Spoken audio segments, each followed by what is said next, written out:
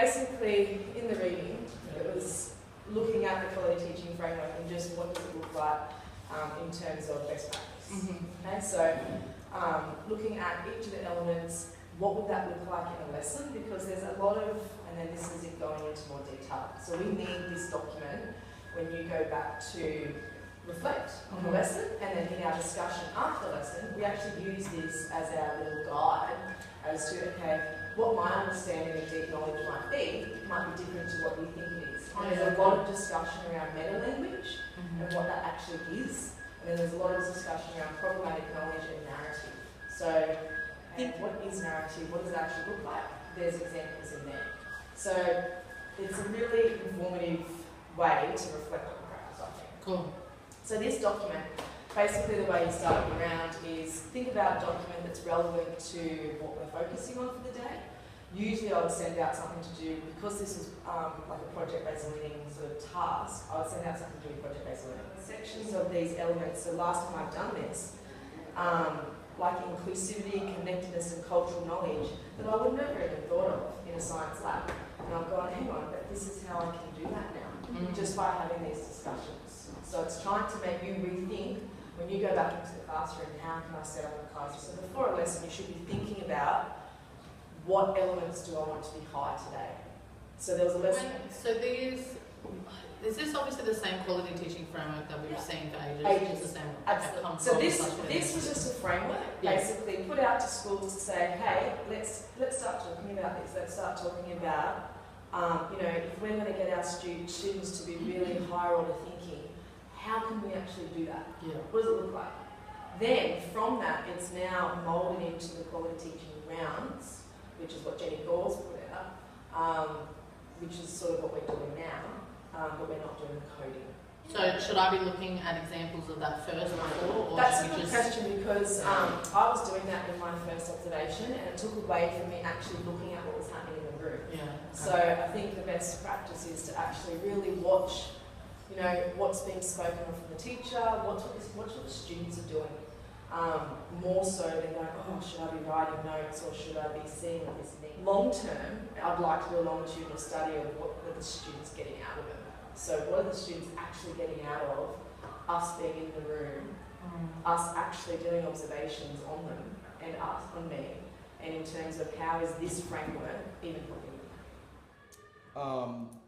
Yeah, by observing you and watching what you're doing has really made me think and critically analyze my own teaching in the classroom. And you get kind of bogged down in that with the day-to-day running of things, and you're there, and when you get in the room you've got plans and you do it, but you don't really think about what you've done. And so going through this again after having not done it in a year or over a year, I'm now starting to think about what I'm doing in the room and how I can better, how I can become, you know, how I can do it better. And based on your observations, so. Yeah, because deep knowledge and deep understanding, would you agree? Well, look, I mean. You would always want that to be quite high. Yeah, that should be at the heart of every single lesson is the deep knowledge. Okay, what is the idea that you're focusing on in that lesson, and then the deep understandings about what the kids are demonstrating, what they understand about that. So I definitely think that should be the heart of the heart of your lesson. I've said that the deep knowledge was very focused. It was filtration. Okay, and then there was a connection made to the real world, which was my focus. Exactly, and so that was very high. And then the deep understanding, like I kind of cruised around and looked at the brainstorms, and I saw the kids interacting, and you were asking questions, where that at this stage was a little bit uneven. Absolutely. Because it's the very start of this. Absolutely. And so you'll really see that deep understanding when the product is finished. That's when it's really going to shine. However, in the discussions happening, there were definitely kids showing they really understand what's going on. They understand those filtration processes and how to make that connection to the real world. Can the kids develop a process to filtrate water? So, perfect.